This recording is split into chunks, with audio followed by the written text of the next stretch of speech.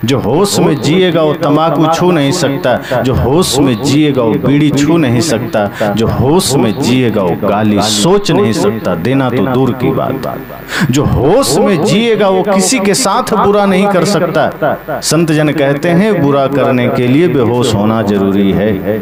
गलत बोलने के लिए, गलत करने के लिए, गलत खाने के लिए बेहोशी अनिवार्य है। जैसे चोर रात के अंधेरे में निकलता है चोरी करने, ऐसे ही हमारे जीवन में जब भी कोई गलतियां होती है समझो वो अंधेरे का समय है, चाहे वो दिन का उजाला ही क्यों ना हो, लेकिन जब मन में अंधेरा हो तभी हम गलत करते हैं, तभी हम गलत सोचते हैं, गलत बोलते हैं, गलत करते हैं, गलत खाते हैं। बरसों से सत्संग चलता है, बरसों से हम सत्संग करते हैं, लेकिन अगर हमारे विकार मोटे दोष न छूटे तो क्या अर्थ हुआ सत्संग करने का, सत्संग में जाने का। एक जगह मैं था तो मैं व्यवहारिक पक्ष पर बोल रहा था, तो बाद में एक सज्जन ने कहा गुरुजी थोड़ा ध्यान पर भी बोलिए, थोड़ा साधना पर भी बोलिए, आप तो 2 घंटा व्यवहार पर ही बोलते रहे। और उस वक्त भी वो आदमी गुटखा खाया था तो बस तुरंत थूक कर आया था। मैंने कहा कि तुमने अभी तक गुटखा नहीं छोड़ा है और तुमको ध्यान चाहिए। जब साधारण सा गुटखा की आदत तुमसे नहीं छूटी है, गुटखा खाए जा रहे हो, फिर मैं परमार्थ बोलकर क्या करूंगा।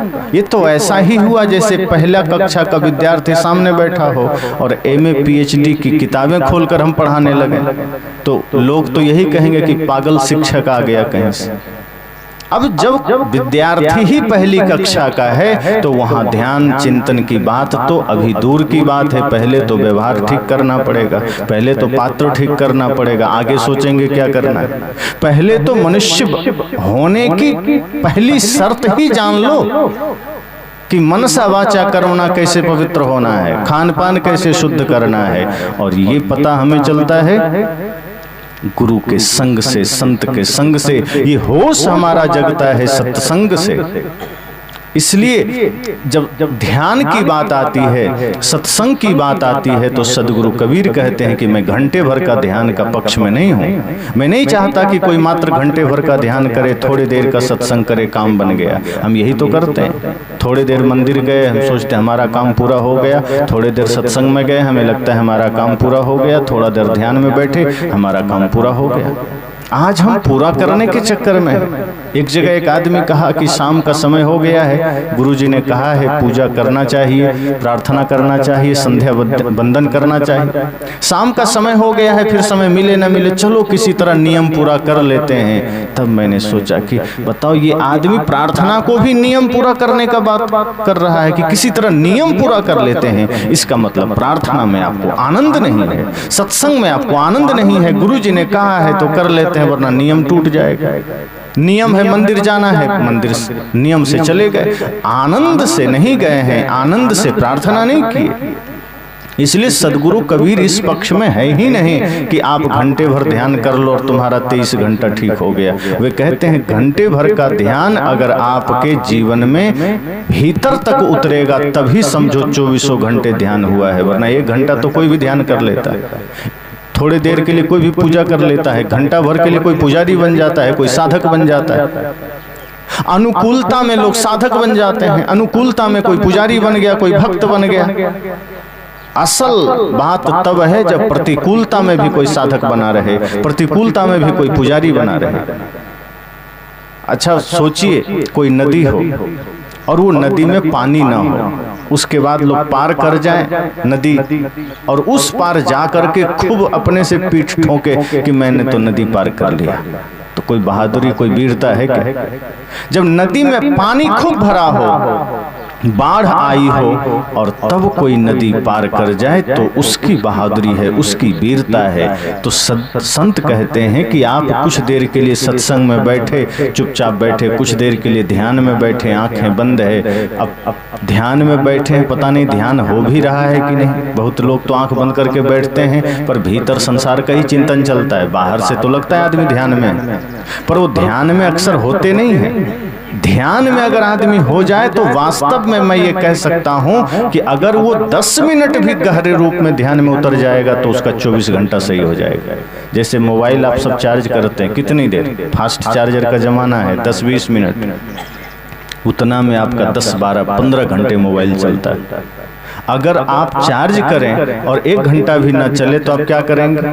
फिर आप या तो चार्जर बदलेंगे, मोबाइल बदलेंगे कि भाई मोबाइल खराब हो गया, चार्जर खराब हो गया, बैटरी खराब हो गई। हम भी 1 घंटे ध्यान करते हैं, 1 घंटे ध्यान से जैसे ही उठते हैं तुरंत गाली देने लग जाते हैं। ध्यान से जैसे ही उठते हैं पड़ोसियों से झगड़ा करने लग जाते हैं, ग्राहक के साथ मिलावटबाजी करने लग जाते हैं, माता पिता का अनादर करने लग जाते हैं। ध्यान में बैठे थे लेकिन उठते ही हमारा जीवन बदल गया, हमारा चिंतन बदल गया। सदगुरु कबीर कहते हैं मैं ऐसे ध्यान का समर्थक नहीं। मेरा कहना है कि ध्यान ऐसा हो जो 24 घंटे हो। मैं ये मानता हूं कि सत्संग 24 घंटे हो, मैं ये मानता हूं कि पूजा 24 घंटे हो। इसलिए सदगुरु कबीर कहते हैं उठत बैठत कबो न छूटी ऐसी तारी लागी। वे तो कहते हैं आप सो भी ध्यान में, चलो भी ध्यान में, बोलो भी ध्यान में। जैसे झाड़ू लगा रहे हो, घर में लगाओ, मंदिर में लगाओ, कहीं भी लगाओ, झाड़ू लगाओ तो इतने ध्यान से लगाओ कि वो आपका झाड़ू लगाना लगे कि परमात्मा के आंगन में झाड़ू लगा रहे हैं, मंदिर में झाड़ू लगा रहे हैं। अब एक तरफ से मन अधूरा है, झाड़ू लगा के उधर चले गए, पीछे पता चला कई जगह कचड़े छूट गए, मतलब वहां मौजूद नहीं थे, ध्यान में नहीं थे। आप भोजन बना रहे हैं, अधूरे मन से भोजन बना दिए। अब जिस अन्न को ऋषियों ने ब्रह्म कहा है, अन्नम ब्रह्म, आप उसे बना रहे हैं और घर के लोगों के लिए, और बनाए तो कभी बाल चला गया, कभी कंकड़ मिल गए, कभी नमक ज्यादा हो गया, कभी कम हो गया, कभी मिर्ची ज्यादा हो गई, और वो भोजन बन के तैयार है। अब आपने खिन्नता में बनाया है, आपने पूजा प्रेम से तो बनाया नहीं, अपने ध्यान से बनाया नहीं, वो भोजन आपका प्रसाद नहीं बन पाया, वो भोजन आपका खाना बन गया, सिर्फ पेट भरने का साधन। सदगुरु कबीर कहते हैं आप भोजन भी बनाओ तो इतनी तल्लीनता, इतनी तन्मयता, इतनी एकाग्रता, इतनी साधना, इतने प्रेम से बनाओ कि आपका बना हुआ भोजन प्रसाद बन जाए। आप झाड़ू लगाओ तो पूजा समझ के, भोजन बनाओ तो पूजा समझ के, सफाई करो तो पूजा समझ के, किसी से बात करो तो पूजा समझ के। अब मंदिर में गए प्रार्थना गाने, हनुमान जी के पास गए तो जय हनुमान ज्ञान गुण सागर, और किसी से मिले तो गाली गलौज कर दिए। तो जहाँ हनुमान जी का मूर्ति है जो सुन नहीं सकते, वहाँ हनुमान चालीसा पढ़ाए, और जो व्यक्ति सुन सकता है उसको गाली दे आए, तो ये पूजा है क्या? बल्कि जो सुन सकता है वहां प्रेम के शब्द बोलो, वहां मीठे शब्द बोलो, वहां सत्य शब्द बोलो। और सदगुरु कहते हैं कि अगर आप लोगों के साथ मीठा बोलने लगेंगे, सत्य बोलने लगेंगे, तो वही आपकी प्रार्थना है, वही आपकी पूजा है। तो सदगुरु कबीर ये नहीं कहते कि बस क्षण भर का ध्यान कर लो, क्षण भर का सत्संग कर लो। वो पूर्ण होश की बात करते हैं कि जीवन थोड़ा है, पूर्ण जागृति चाहिए। किसी से बोलना, किसी से बैठना, बात करना, कोई व्यवहार करना, आपका व्यवहार इतना मधुर हो जाए कि व्यवहार के ही रास्ते परमार्थ की यात्रा सरल हो जाए। अब जिसका आपस का व्यवहार ठीक नहीं है, जो प्रेम से जीवन नहीं जीता, वो क्या मुक्ति की बात समझेगा, वो क्या ध्यान की बात समझेगा? जो व्यवहार को ही नहीं समझ पाया वो ध्यान समझ पाएगा, वो परमार्थ समझ पाएगा। इसलिए गुरु की आवश्यकता पड़ती है।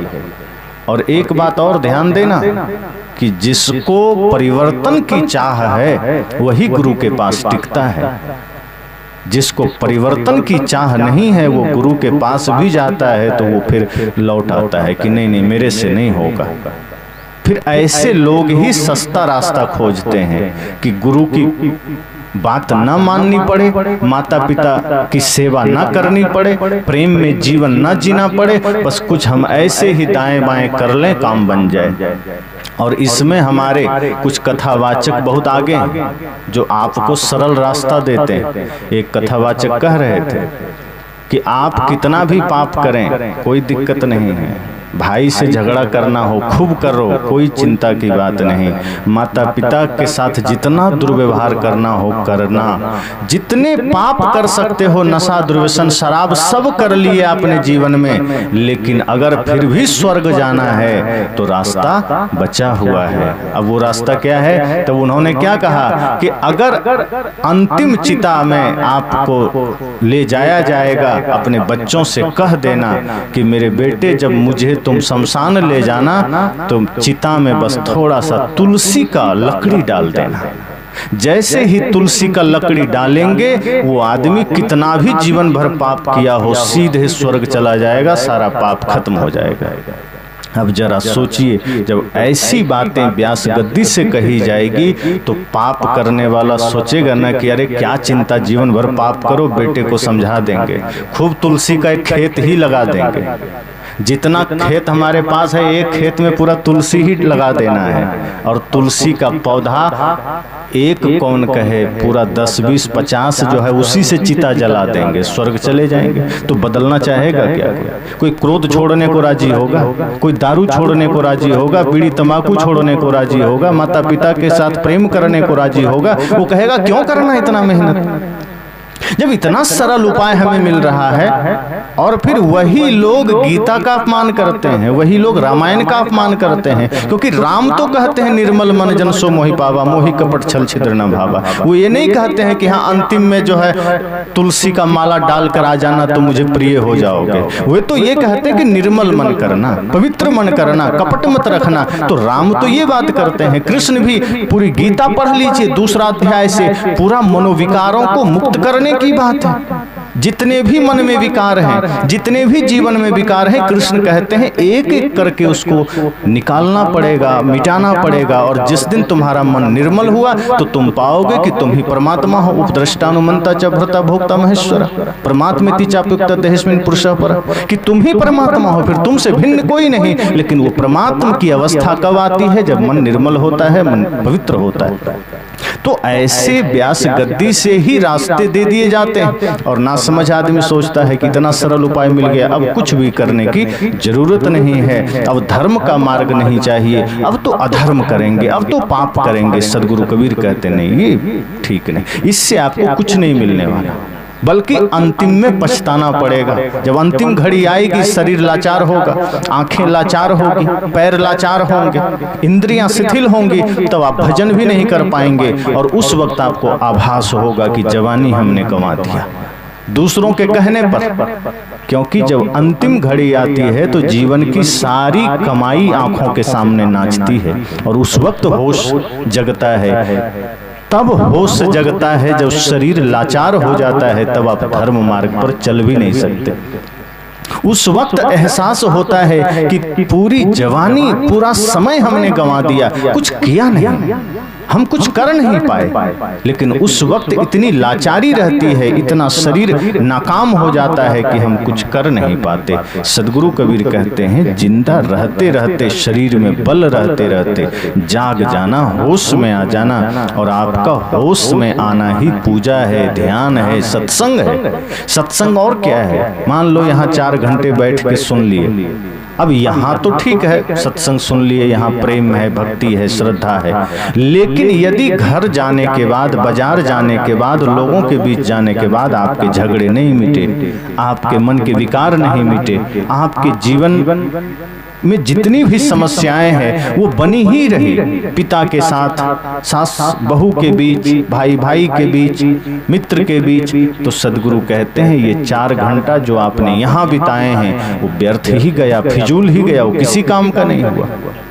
इसलिए होश जरूरी है, और होश इस सत्संग से मिलेगा। इसलिए सदगुरु कबीर कहते हैं कि गुरु के पास जाना, सच्चे गुरु के पास, सदगुरु के पास जाना।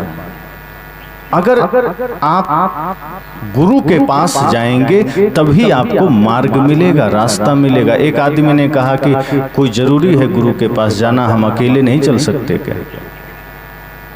वो गया एक संत के पास, प्रश्न किया, कहा कि संत जी आप लोग खूब चिल्लाते हैं गुरु करो, गुरु करो, गुरु के पास जाओ, गुरु जरूरी है, तो क्या गुरु के बिना काम नहीं बन सकता? तो संत ने कहा तो मेरे पास क्यों आया, घर में ही रह लेता, वहीं सोच लेता। कहीं आपसे ये पूछने आए हैं कि गुरु के बिना काम नहीं बन सकता क्या? संत ने कहा जब इतनी सी बात भी मुझसे पूछनी पड़ रही है तो सोचो कि भवसागर पार हो जाओगे। जब इतनी सी बात भी तुम्हें खुद पता नहीं है तो मुझसे पूछने आ गए कि गुरु के बिना काम नहीं हो सकता। जब यही तुम्हें पता नहीं है, जब ये भी तुम्हें जानना है किसी और से, तो संसार सागर पार कैसे करोगे अपने से? इसलिए गुरु चाहिए। तो मैंने कहा कि गुरु ऐसे हैं जो समझो कि गुरु धोबी सिस कापड़ा, साबुन सृजनहार, सुरति शिला पर धोइए निकसे ज्योति अपार। गुरु कैसे हैं? धोबी की तरह, जैसे धोबी कपड़े धोते हैं रगड़ रगड़ कर, पटक पटक करके, और आप कपड़े देकर निश्चिंत हो जाते हैं। जो दाग आपसे भी नहीं छूटेगा वो धोबी छुड़ा देता है। इसलिए जब कई बार अपने से कपड़े के दाग नहीं छूटते तो हम धोबी को दे आते हैं, और वो फिर पटक पटक कर हमारे कपड़े का दाग छुड़ा देता है, मैल छुड़ा देता है, साफ करके कपड़े हमें दे देता है। सदगुरु कबीर कहते हैं कि आप अपने को गुरु को दे देना, गुरु धोबी हैं, आप कपड़ा है। जो हमारे जीवन में विकार का दाग लगा है, क्रोध का दाग है, अहंकार का दाग है, छल का, ईर्ष्या का, कपट का, नफरत का, घृणा का दाग है, उसको गुरु के पास जाना, गुरु धो देंगे, छुड़ा देंगे। और जब गुरु को समर्पित कर दो तो प्रश्न मत करना कि चोट लग रही है, समर्पित हो जाना। जैसे आपके पैर, शरीर, हाथ, कहीं भी किसी भी अंग में कोई जख्म हो जाए, घाव हो जाए, फोड़ा हो जाए, तो आप डॉक्टर के पास जाते हैं, शरीर को समर्पित कर देते हैं कि लीजिए, अब आपको सौंप दिया। और डॉक्टर ऑपरेशन करने के लिए निकाले कैंची या जो भी औजार है वो निकाले, चाकू निकाले। अब आप देखें और डर के भाग जाएं कि नहीं ये तो फिर ठीक नहीं है, चाकू नहीं लगाना, कैंची मत लगाना, तो डॉक्टर ऑपरेशन कर पाएगा। डॉक्टर के हाथ में कैंची है, चाकू है, वो आपको मारने के लिए नहीं है। अगर वहां समर्पित हो गए तो जख्म, फोड़ा, फुंसी से आप मुक्त हो जाएंगे, दर्द से मुक्त हो जाएंगे, आपको स्वास्थ्य मिल जाएगा, आरोग्य मिल जाएगा। लेकिन घबरा गए तो फोड़ा बना रहेगा, वो जख्म बना रहेगा, और फिर अंदर अंदर वो इतना भयंकर हो जाएगा कि वही आपके लिए जानलेवा हो सकता है। सदगुरु कहते हैं कि गुरु के पास भी जब जाना तो ऐसे ही समर्पित हो जाना। गुरु अनुशासन के साथ आपके जीवन के एक एक दाग को मिटाएंगे, दूसरा नहीं मिटा पाएंगे। अगर गुरु जीवन में नहीं है तो आप चल ही नहीं सकते।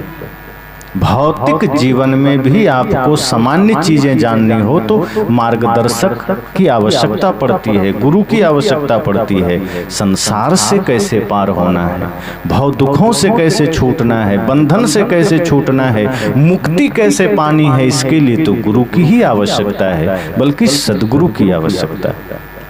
तो गुरु धोबी शिष्य कापड़ा, और अन्यत्र सदगुरु कबीर ने कहा है कि गुरु कुम्हार शिष्य कुंभ है।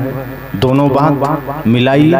एक जगह सदगुरु कबीर कहते हैं कि गुरु धोबी हैं, शिष्य कपड़ा है, और एक जगह सदगुरु कबीर कहते हैं गुरु कुम्हार है, शिष्य घड़ा है।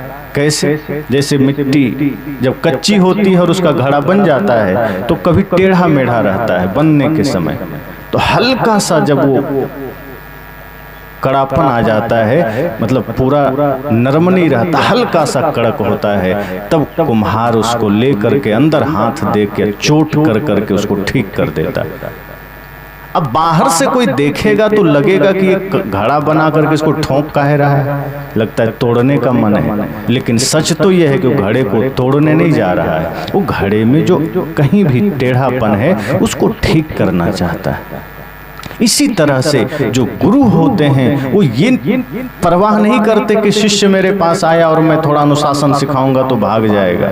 गुरु ये सोचते हैं कि अगर मेरे पास कोई शिष्य आया है तो अनुशासन, आत्मानुशासन और ज्ञान में इसको परिपूर्ण करना है, और उसके लिए जो जिज्ञासु शिष्य है, समर्पित शिष्य है, वो रुक जाता है, टिक जाता है। तो गुरु ऐसे हैं जो हमें बनाना चाहते हैं, हमारे जीवन को सुंदर बनाना चाहते हैं।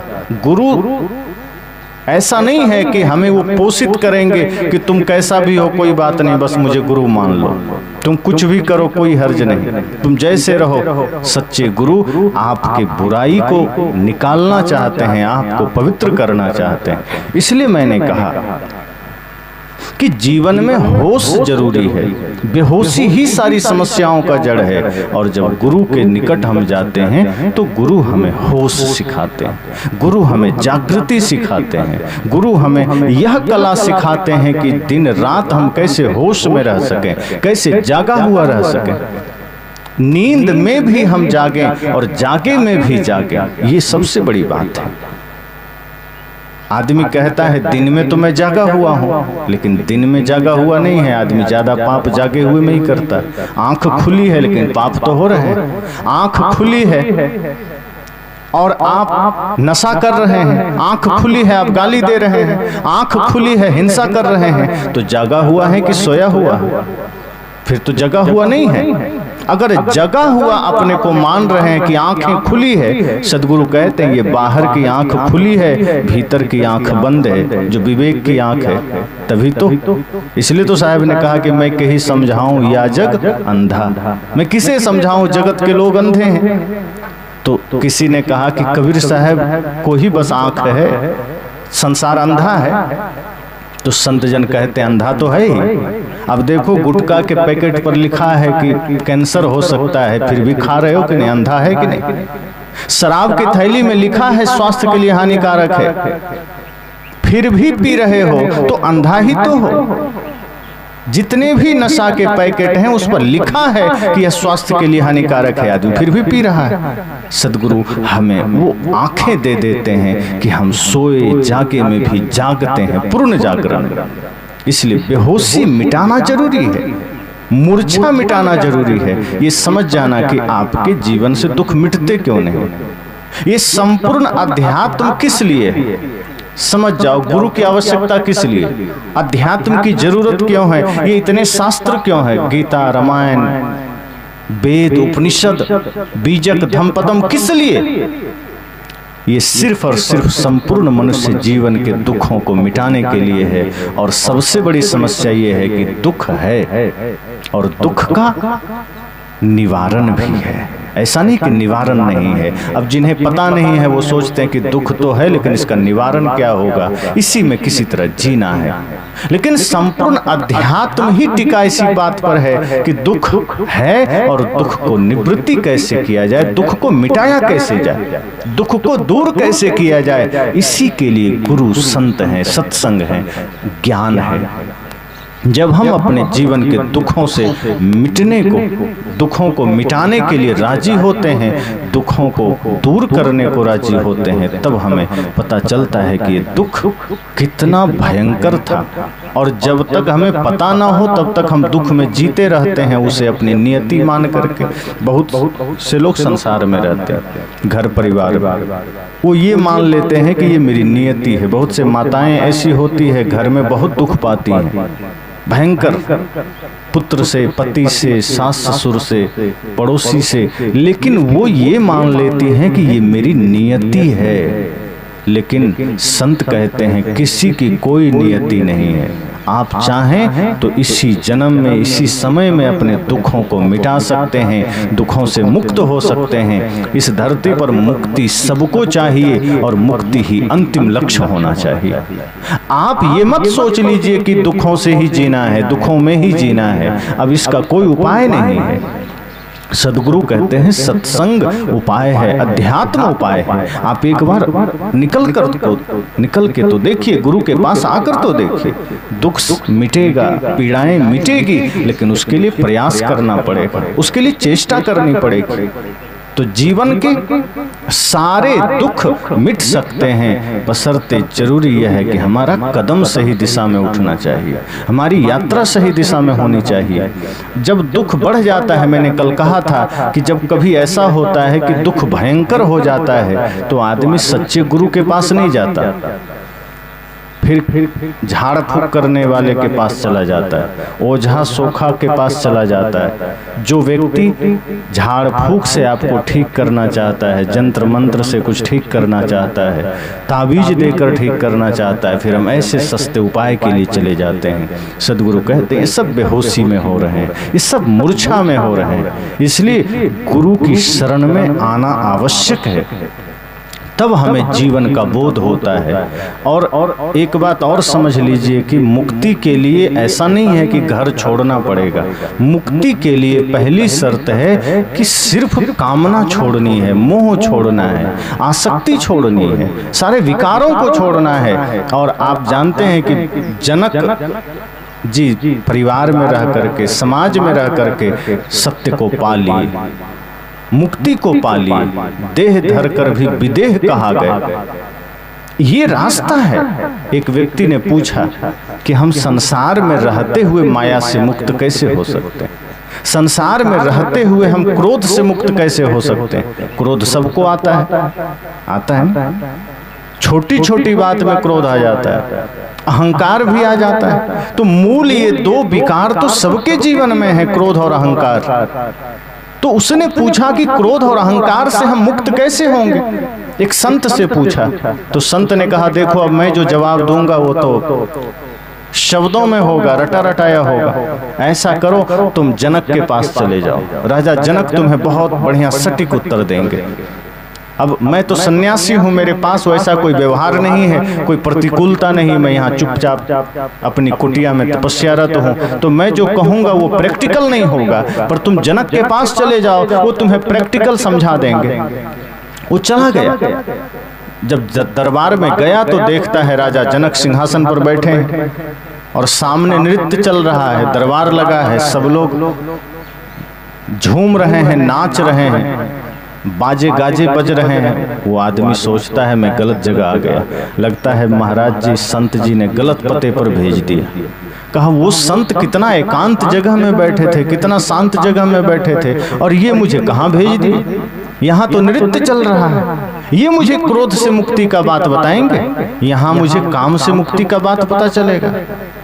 क्रोध से, अहंकार से मुक्ति यहाँ तो नहीं चलेगा। वो सोचा कि लगता है गलत जगह आ गए। तभी जनक जी की नजर पड़ गई। उसने कहा आओ इधर, क्या बात है? कहा नहीं बस ऐसे ही आ गए थे। कहा नहीं कुछ तो बताओ। उसे लगा मैं गलत जगह आ गया, अब क्या बताना? जनक जी ने कहा फिर भी बताओ। उसने कहा कि एक संत है, उन्होंने कहा आपके पास आने के लिए मैं आ गया। कहा मामला क्या था? कहा मैंने उनसे पूछा था कि क्रोध से कैसे मुक्त रहें, संसार में रहते हुए, परिवार में रहते हुए अहंकार से कैसे मुक्त रहें, लोभ से कैसे मुक्त रहें, काम से कैसे मुक्त रहें, तो वो आपके पास भेज दिए। लेकिन यहाँ का मामला देख रहा हूँ, नजारा देख रहा हूँ तो कुछ और ही है।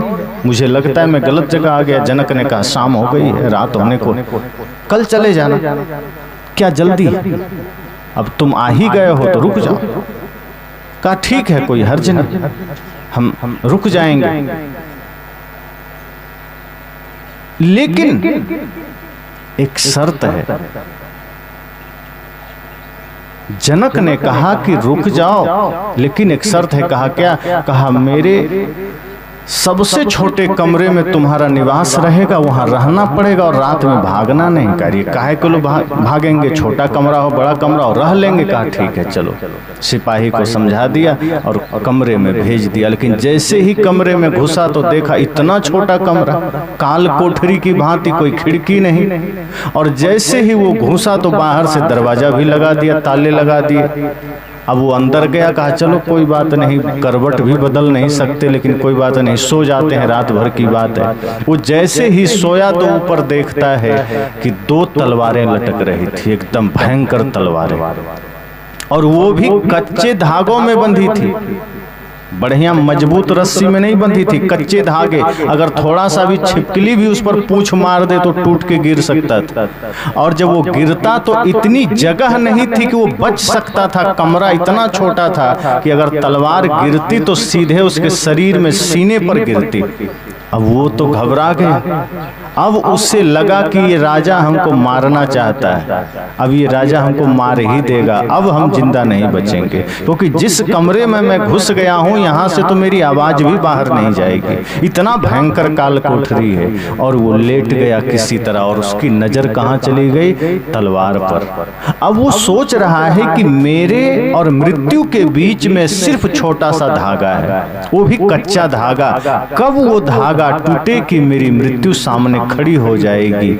ऐसा ही चिंतन उसका पूरा चलता रहा। पूरी चेतना, पूरा ध्यान उस कच्चे धागे पर अटक गई, और उस कच्चे धागे के रूप में वो पूरा मृत्यु को देखने लगा। इस तरह से नींद तो आई ही नहीं, रात बीत गई। और सुबह जब होने को हुआ तो राजा और सैनिक आए, दरवाजा खोले, कहे निकलो बाहर। वो हड़बड़ा के तुरंत बाहर निकला। राजा जनक ने कहा कि बताओ कैसी नींद आई? करे नींद? कहाँ की नींद? कैसी नींद? और काहे को नींद?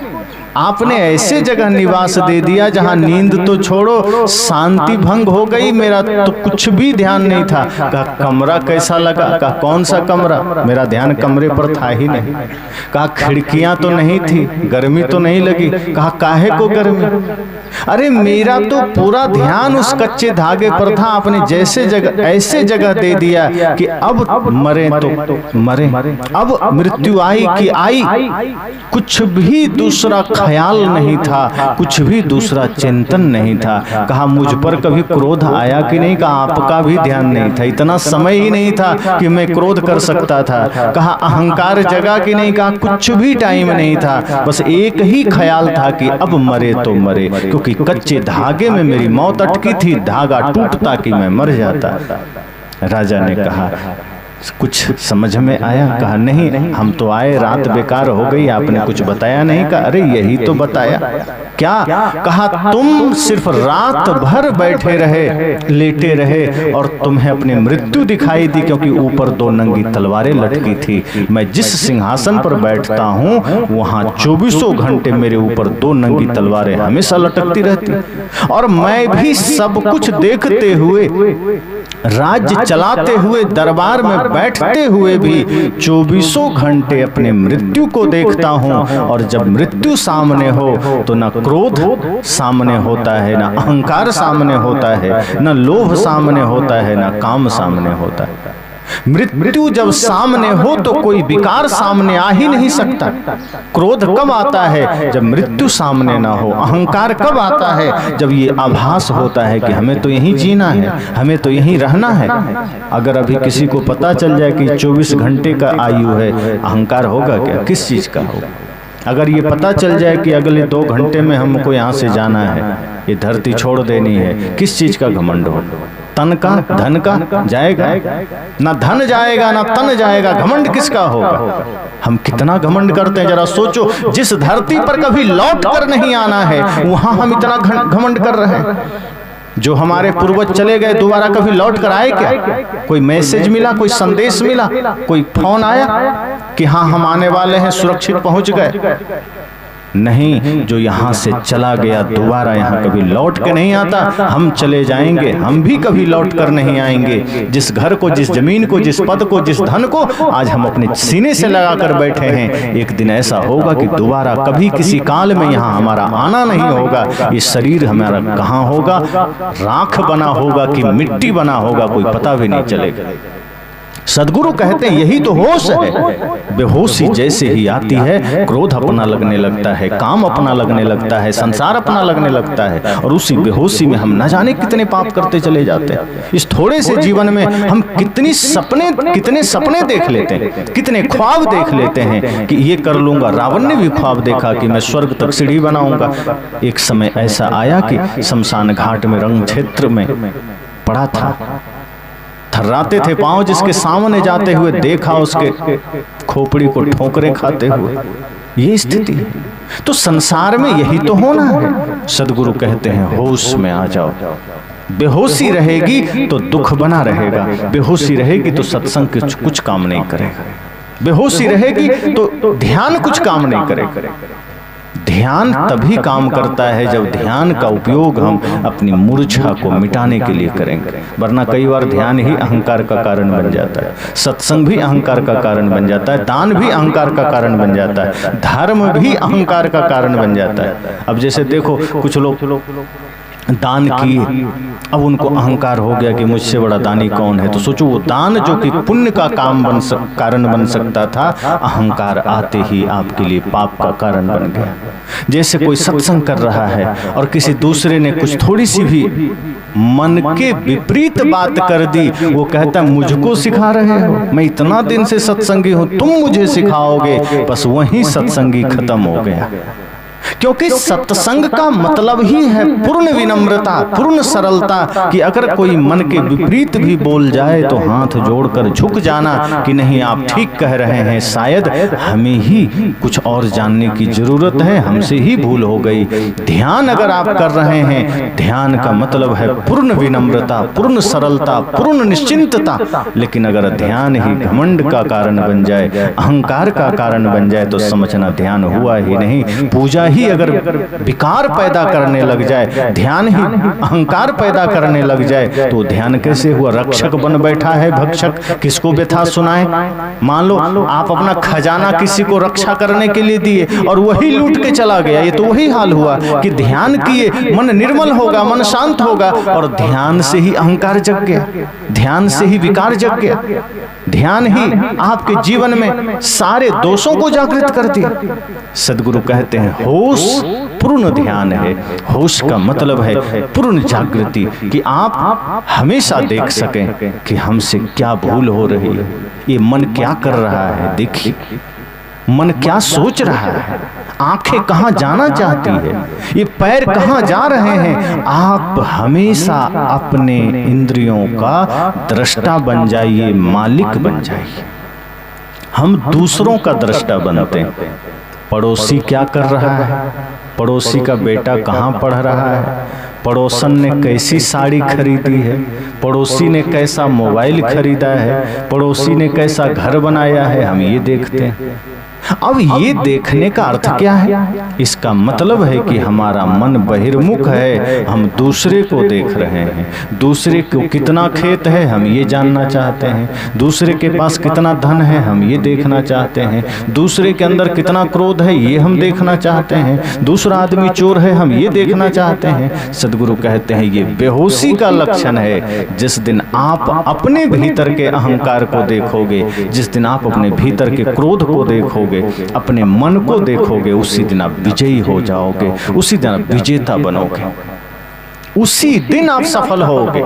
अच्छा मान लो दूसरे का देख भी लिया तो क्या होगा? देख लिया कि दूसरा आदमी क्रोधी है तो क्या हो जाएगा? उसको देखने से आपका क्रोध घटेगा क्या और बढ़ेगा, अहंकार बढ़ेगा। दोष देखने की दृष्टि से भीतर और विकार आएंगे।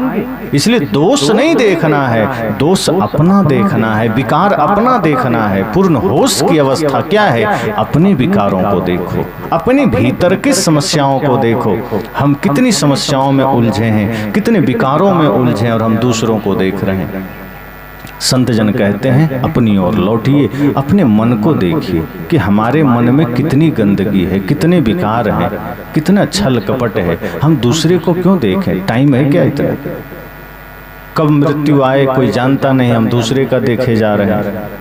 प्रेम में जीने के लिए ही समय कम है और हम नफरत के लिए समय निकाल लेते हैं, घृणा के लिए समय निकाल लेते हैं।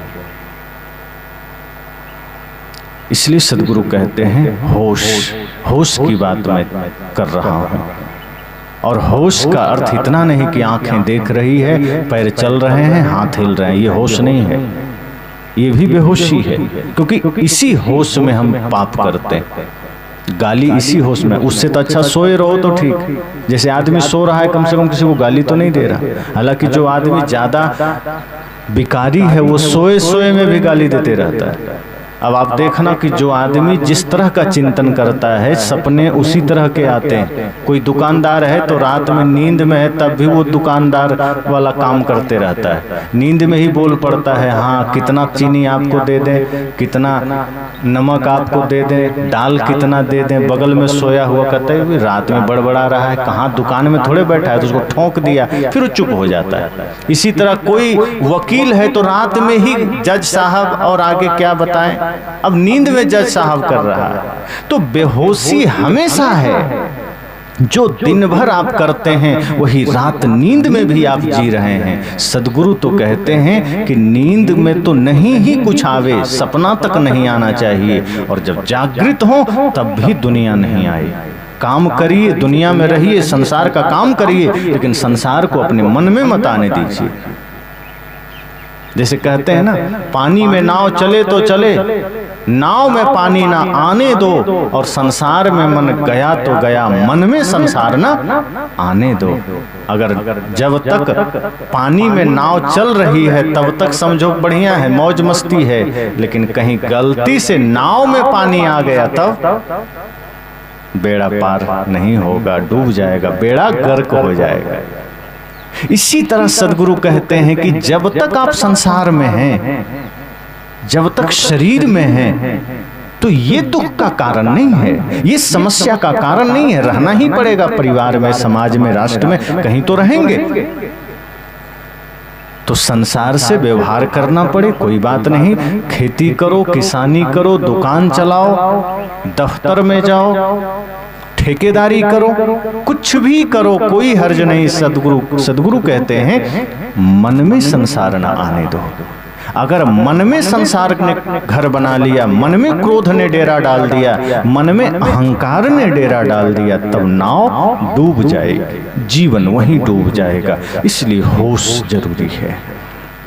और बेहोशी अगर बनी रही तो हम इतने पाप करते चले जाएंगे। अब बेहोशी में पता थोड़े चलता है। अब जो आदमी नींद में बड़बड़ा रहा है उसको जगा दीजिए तो पता थोड़े चलता है। अब जैसे कोई नींद में है, अब खूब खर्राटा ले रहा है, अब उसको जगा दीजिए तो वो कहेगा कि मैं खर्राटा ले रहा था। आप ही खुद को सोचिए, रिकॉर्ड करके सुनाएगा तब लगेगा कहाँ बात सही है। इसी तरह जब हम बेहोशी में कुछ करते हैं हमें पता ही नहीं चलता हम गलत कर रहे हैं। क्रोध करने वाला कभी नहीं कहता कि मैं गलत कर रहा हूं, उस वक्त कहता है मैं ठीक कर रहा हूं, मेरा क्रोध सही है। और क्रोध को भी वो सही मान करके फिर क्रोध करता है, अहंकार को सही मान करके करता है, लोभ को सही मान करके करता है। लेकिन ये सब बेहोशी की चीजें हैं। होश जगेगा तो क्रोध विदा हो जाएगा, होश जगेगा तो सारे विकार विदा हो जाएंगे। इसलिए सदगुरु कबीर होश की बात करते हैं। लेकिन ये सारी साधनाएं व्यक्तिगत जीवन के लिए। एक जगह मैं बोल रहा था बिहार में ही, तो एक आदमी ने कहा कि क्या क्रोध और हिंसा भी एकदम पाप है? मैंने कहा देखो, क्रोध करना पाप है, हिंसा भी पाप है, लेकिन इसकी परिभाषाएं समय के साथ बदल जाती है। इसको हम ये नहीं कह सकते कि पूरा ही पाप है। अगर आप सामाजिक जीवन में हैं, व्यवहारिक जीवन में हैं, अगर आप अपनों के बीच हैं, समाज में रहते हैं, परिवार में रहते हैं, वहाँ क्रोध पाप है, वहाँ हिंसा पाप है। लेकिन यदि आप राष्ट्र धर्म का पालन कर रहे हैं, बॉर्डर पर खड़े हैं, तो वहाँ परिभाषा बदल जाती है। क्योंकि जो भारत की हमारी सेना है, अब वो सोच ले नहीं हमको तो प्रेम में जीना है, और कोई आतंकवादी सामने से आ गया तो काम चलेगा? फिर वो प्रेम की भाषा नहीं समझेगा, वहां तो क्रोध करना पड़ेगा। फिर वो सत्य की बात नहीं समझेगा, वो प्रेम की बात नहीं समझेगा, वहां हिंसा भी करनी पड़ेगी, उसको मारना भी पड़ेगा। तो अगर आप यहाँ किसी को मार देंगे तो क्या होगा? पाप होगा, हिंसा होगी, 302 के तहत जेल में जाना पड़ेगा, फांसी भी हो सकती है। लेकिन हमारे जवान, हमारे सैनिक अगर एक आतंकवादी को मार दे तो क्या होगा? जेल होगा कि मेडल मिलेगा? मेडल मिलेगा। मतलब हिंसा उन्होंने भी किया है, लेकिन वो पाप हुआ क्या? हिंसा वहां भी हुई है, लेकिन वो हिंसा अहिंसा बन गई। क्यों? क्योंकि वहां व्यक्तिगत स्वार्थ नहीं था, अपने लिए नहीं मारा, राष्ट्र के लिए अधर्मियों को दंड दिया है, राष्ट्र की सुरक्षा के लिए उसने हिंसा की है। और राष्ट्र की सुरक्षा के लिए अगर हिंसा की जाए, क्रोध किया जाए, तो वो भी धर्म बन जाता है, वो भी श्रेष्ठ बन जाता है। तो ऐसे जगह में अलग बात है, लेकिन ये नहीं है कि प्रयोग हमें कहाँ करना है। अब क्रोध का प्रयोग कहाँ करना है, हिंसा का प्रयोग कहाँ करना है? अब बॉर्डर पर करना है हिंसा का प्रयोग, घर में करना है प्रेम का प्रयोग। हमने उल्टा कर दिया, घर में हिंसा करने लगे और बाहर दूसरों के साथ मित्रता करने लगे। जो दुश्मन है, देश के गद्दार हैं, उससे हमने चंद पैसों के लालच में दोस्ती कर ली, उसको हम अपने देश की खबरें देने लगे। तो उल्टा हो गया कि नहीं? जैसे श्री कृष्ण के हाथ में सुदर्शन चक्र भी है और बांसुरी भी है। सोचो वो क्या संकेत है। संकेत यही है कि जब अपनों के बीच रहो तो प्रेम की बंसी बजाना, लेकिन जब कोई राष्ट्र का दुश्मन हो, मानवता का दुश्मन हो, तो क्रोध का सुदर्शन चक्र भी उठा लो तो पाप नहीं है। यही हम सबको करना है। अगर हम अपनों के बीच हैं, समाज में हैं, देश के भीतर हैं, तो हमें प्रेम से जीना है, हमें विनम्रता से जीना है, सरलता से जीना है, होश में जीना है। लेकिन अगर बात राष्ट्र की आ जाए, मानवता की आ जाए, और वहां अगर कभी हथियार भी उठाना पड़े तो पाप नहीं है। ये बात सदगुरु श्री अभिलाष साहब जी ने भी कही थी। किसी ने पूछा उनसे कि अगर आप कहते हैं अहिंसा का पालन करो और पाकिस्तान भारत पर हमला कर दे तो साहब जी ने कहा, उस वक्त अगर मुझे भी सरकार अनुमति दे तो बंदूक लेके चला जाऊंगा, क्योंकि वही मेरा धर्म है। राष्ट्र की सुरक्षा मेरा धर्म है। राष्ट्र धर्म से बड़ा फिर कोई धर्म नहीं है। लेकिन इसका अर्थ ये नहीं कि अपनों का दिल दुखा दो। इसका अर्थ ये नहीं है कि उसके आड़ में तुम पाप करने लग जाओ। वहां भी अहिंसा ही है, क्योंकि आप करोड़ों लोगों की रक्षा के लिए एक को दंड देने जा रहे हैं। अरबों लोगों की जान बचाने के लिए आप एक को दंड दे रहे हैं। इसका मतलब है तो मूल में अहिंसा ही है, तो मूल में प्रेम ही है, तो मूल में धर्म ही। इसलिए धर्म की परिभाषा भी समय समय के साथ बदलती है, लेकिन व्यक्तिगत जीवन में सदगुरु कबीर कहते हैं होश की बात करते हैं। बेहोशी जहां आती है हम सब गड़बड़ कर देते हैं, अपनों को ही दुश्मन मान लेते हैं, अपनों से ही छल करने लगते हैं, अपने ही जीवन को हम बिगाड़ लेते हैं। नशा, दुर्व्यसन, घृणा से, तमाम तरह के विकारों से सदगुरु कहते हैं होश में आ जाओ। और फिर बाद में क्या होता है, हम बेहोशी में इतने पाप कर जाते हैं, इतना गलत काम कर जाते हैं कि हम रोते हैं कि क्या करें, भगवान ने हमारे किस्मत में बहुत दुख लिख दिया। लोग कहते हैं ना कि क्या करें गुरुजी, भगवान ने, विधाता ने हमारे किस्मत में दुख ही दुख लिखा है। विधाता ने लिखा है तो विधाता है कि पागल आदमी कि कुछ भी आपकी किस्मत में लिख दिया। विधाता को क्या हक बनता है आपके किस्मत में दुख लिखने का? तो विधाता तो नहीं हुआ ना, फिर वो भगवान तो नहीं हुआ।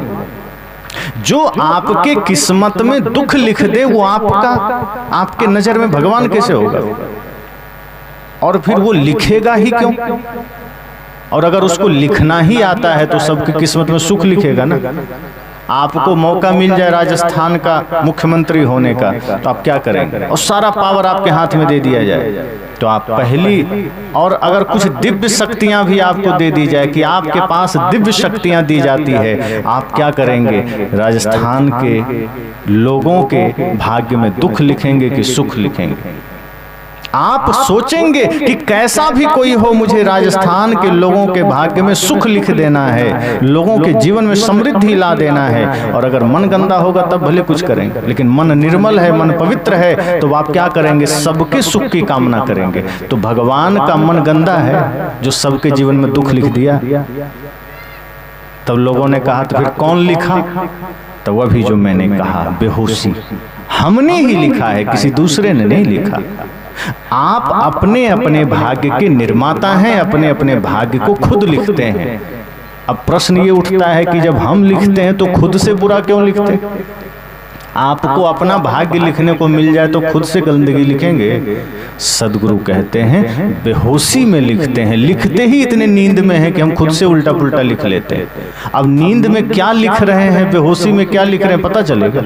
तो बेहोशी में हमने गंदगी ही लिख ली है, बुराई ही लिख ली है। इसलिए सदगुरु कहते हैं होश में जीना। बेहोशी में जियोगे तो जीवन गड़बड़ हो जाएगा, नरक बन जाएगा। इसलिए होश जरूरी है, और वही होश लाने के लिए गुरु की संगत जरूरी है, गुरु का आश्रय जरूरी है। इसलिए साहब ने कहा गुरु धोबी सिसका पड़ा, साबुन सिरजनहार। कि सदगुरु धोबी हैं, आप अपने जीवन को, मन को गुरु को समर्पित कर देना। और जब गुरु धीरे धीरे मन के मैल को धोएंगे, मन के विकार को धोएंगे, तब जीवन निर्मल होगा। क्योंकि गुरु जो अपने ज्ञान से, अपने विचार से, जैसे साबुन से आप धोते हैं तो दाग मिटते हैं, सदगुरु अपने ज्ञान रूपी साबुन से हमारे मन को धोते हैं, जीवन को धोते हैं, तो जीवन निर्मल बनता है। इसलिए तो साहब कहते हैं कि कभी कोई दाग लग जाए वो चिंता की बात नहीं है। मान लो किसी कुसंग के कारण जीवन में दाग लग गया, वो चिंता नहीं है। चिंता की बात तब है जब जीवन में दाग लगा है और हम मिटाने को राजी नहीं। अगर हमारे जीवन में कोई कुसंगवश कोई दोष आ गया, नशा हमने सीख ली है, बीड़ी तंबाकू का लत हमें लग गया है, गुटखा का लत लग गया है, सदगुरु कहते हैं कुसंगवश हो सकता है, हो गया हो, चिंता की बात नहीं। लेकिन जब जागो उसको छोड़ दो, उस बुराई से अपने आप को अलग कर लो, तब आपकी विजय है। दाग लग जाना कोई बड़ी बात नहीं है, लग जाएगा। मनुष्य गलती का पुतला है, अक्सर हो ही जाती है। जो कर ले ठीक गलती को उसे इंसान कहते हैं। ये धरती पर ये संभव है कि हम कुसंग में पड़ेंगे तो कुछ गलतियां आ जाएगी, कुछ दोष आ जाएंगे, हो सकता है हमारे जीवन में कोई बुराई आ जाएगी। लेकिन इसका मतलब ये नहीं कि बुराई के साथ जीना है, जीवन भर बुराई में रहना है, उसको ठीक करना है। और जो ठीक कर ले वही इंसान है। और पराया दर्द को जो अपनाए उसे भगवान कहते हैं। जो दूसरे के भी कष्ट को हर ले वही भगवान हो जाता है। इसलिए सदगुरु कबीर कहते हैं कि हमारे जीवन में भी ये अवसर मिला है कि हम अपने अपने दोषों को धो सकें, अपने अपने मन के मैल को धो सकें, और उसके लिए गुरु की आवश्यकता है। और सबने किया है। सदगुरु कबीर के भजन की पंक्तियां याद है ना? ध्रुव प्रहलाद सुदामा ने ओढ़ी, शुकदेव ने निर्मल कीनी चदरिया, शुकदेव ने निर्मल कीनी, दास कबीर ने ऐसी ओढ़ी,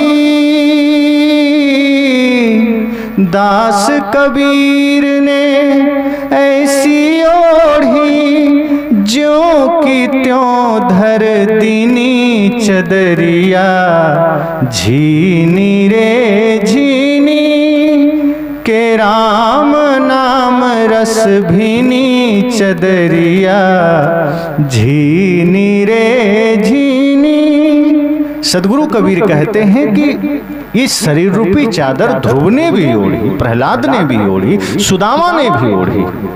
जितने भी नाम गिन लो, जीवन में कोई दोष आया, कोई दाग आया, उन्होंने ओढ़ा, गुरु की शरण में जाकर उसे निर्मल किया, पवित्र किया।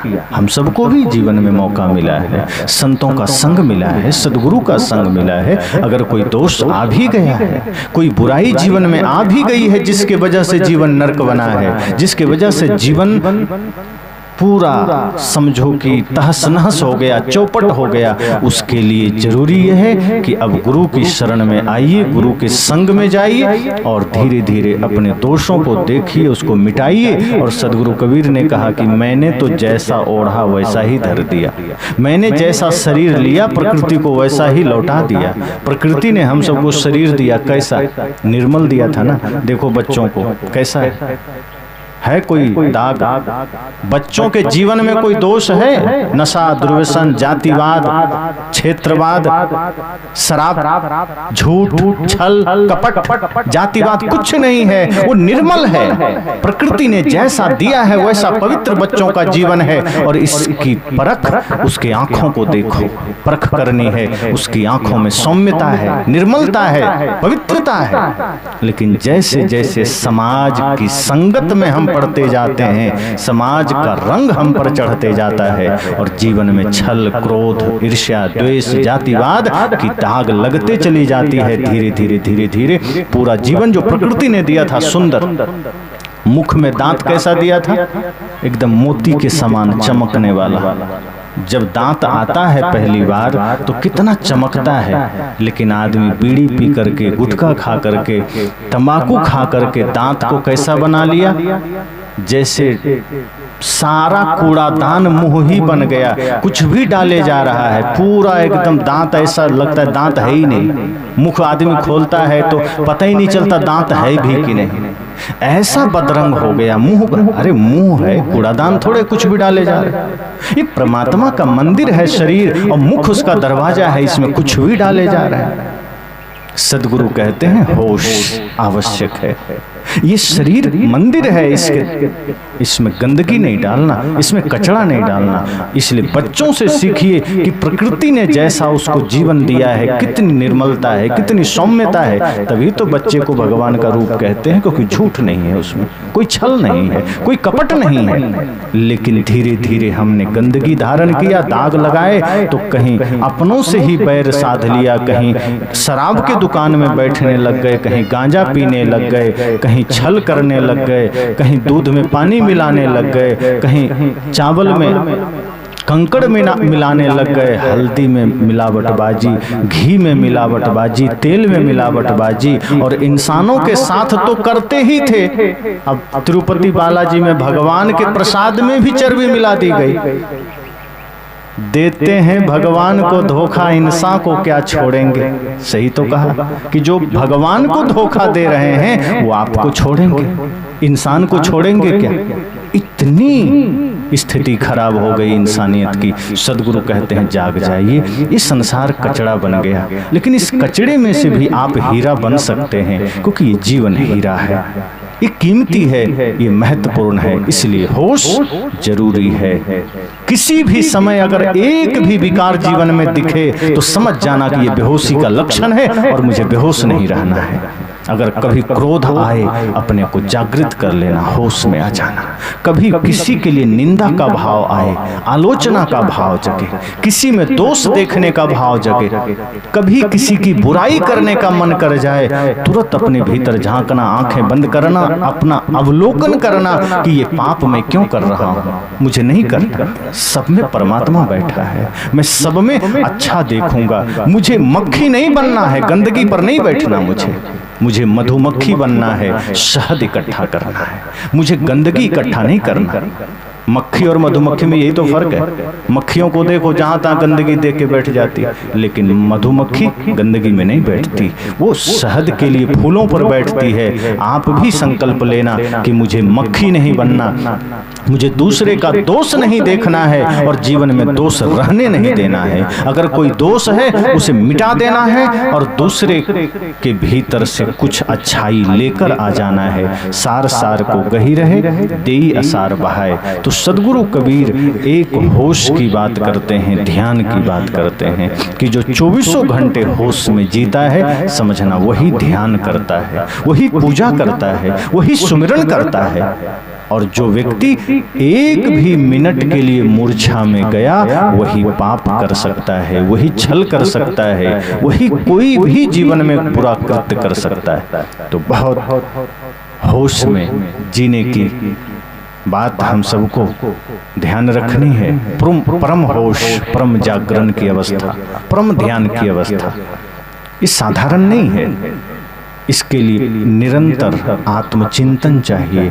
सुबह सो के उठिए तो आत्मचिंतन करिए। सुबह जब सो के उठिए तो मत सोचिए कि हमें धन कैसे कमाना है, खेत में कैसे जाना है।